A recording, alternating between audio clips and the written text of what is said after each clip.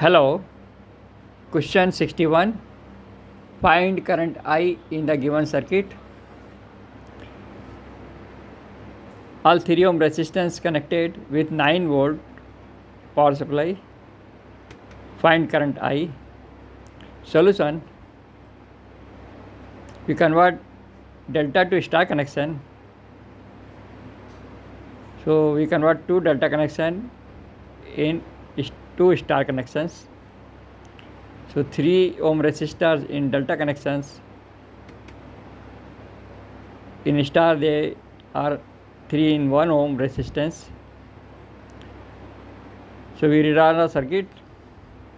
Total resistance R equal to 1 plus